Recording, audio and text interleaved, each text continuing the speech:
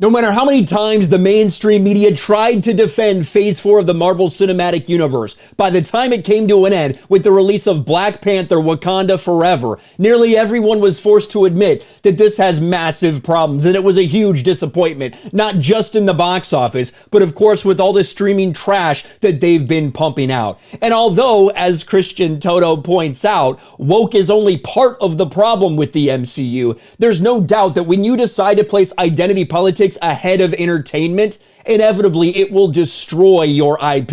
It will destroy your company. It will destroy your brand. And that's what we saw happen in Phase 4 of the Marvel Cinematic Universe, because the purpose was no longer about telling a great story with compelling characters for everyone to enjoy. Instead, they wanted to push out a message, and push the message they did. Unfortunately, they realized that a lot of people didn't want to hear it. And now, even now, they're still doing damage control, claiming that that agenda isn't part of what they're doing, when in reality, their own words proved that it is. Marvel Studios casting director confirms studio will continue to embrace representation and diversity agenda that is slowly killing the Marvel Cinematic Universe. Marvel Studios casting director Sarah Finn recently confirmed that the film production company will continue to embrace the representation and diversity agenda that has seen the MCU fall into decline during Phase 4, a phase that was unceremoniously killed by Marvel Studios boss Kevin Feige. Speaking with The Wrap, Finn lied about the diversity and representation agenda not being a, quote, proclamation. She said, "It wasn't, from my experience, a proclamation." Well, everything that Disney has said and done, and everything that Marvel Studios has said and done, would fly contrary to that. It absolutely was a proclamation that in Phase 4, this is what we're going to focus on. Kevin Feige said it himself. This is from 2018. Kevin Feige on inclusion. Marvel movies are now required to reflect the world in which they are made. This is when he said that we want a future where over half of our superheroes are women, where so many people are from underrepresented communities. That was the goal. Not telling great stories, not using compelling characters. Instead, it was about race and gender. This is Kevin Feige back in 2018, before the release of Avengers Endgame, which for a lot of people was the end of the MCU, at least as far as they're concerned. And we've seen what Disney's done with the Reimagine Tomorrow stuff, coming out and saying, quite frankly, hey, these are the quotas we have to fill. This is what we want to make sure we see on screen because we are so virtuous, because we are so woke. Bob Iger doubled down on that after he took back over as CEO, that they were going to focus on diversity and inclusion and representation even more than they were before.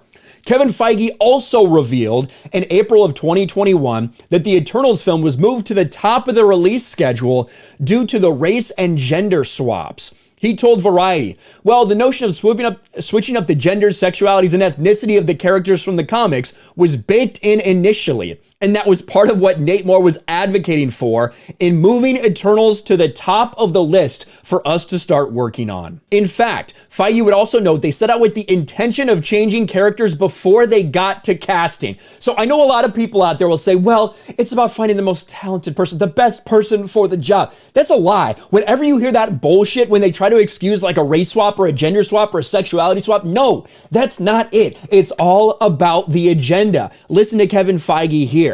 When it came to casting, that also did affect it. There were some characters that we changed from male to female. There were some characters we knew how we were altering them from the books. But then it also came down to casting. They had an agenda at play. Given that the Walt Disney Company, Bob Iger, and Kevin Feige have made it very clear the goals they're committed to, it came as no surprise that Finn echoed what the rest of them had to say after claiming it wasn't a mandate. She informed The Wrap, I'll say after Avengers Endgame, it was one of the things that fueled me. You know, that moment of, wait, where do we go from here? After Endgame, it felt so final. It was final. And of course, that impulse is we go with more representation, more diversity. We go younger. There's a whole fresh wave we have to explore here. And for me personally, that's really given me tremendous energy to kind of move forward. Despite the quotas, Finn tried to downplay them by saying that their top priority is talent. Look, talent is number one, right? Does this person have talent? Do they have the talent not only to play what's in front of them, but potentially go the long distance? Because we've seen so many of these characters evolve and change over time, so I certainly think talent is the starting point. But after all this, after everything we've seen from Disney, from Marvel, from their own admission, that they wanted to focus on diversity. Can you really believe this when they say it's all about talent? We know there's a reason they did a Miss Marvel show. It wasn't because it was in demand. It wasn't because it's popular. It wasn't because any reason other than the color of her skin and her religion. That's why they wanted to do it, even though it's failed time and time and time again in the comic books. Same reason you brought Ironheart and forced her into Wakanda Forever. It had nothing to do with anyone wanting this character or this character actually needing to be involved in any storyline. It had everything to do with representation and identity politics. And at the end of the day, that is the biggest reason why Marvel is failing. Why Marvel is continuing to go downhill. Why we're seeing diminishing returns from the box office and in streaming for the MCU. And even though you do look at those box office numbers and you try to make these comparisons, if you actually look at the number of people going, it's shockingly bad. We're talking about 40 to 50% fewer people going to see these movies than did 4 or 5 years ago. That's how bad it is. Yet Marvel will continue to lie and try to pretend like that's not actually what they're doing. Let me know your thoughts in the comments section below. Smash a like button, subscribe to the channel, ring the bell for notifications, share this video out there, and I'll talk to you later.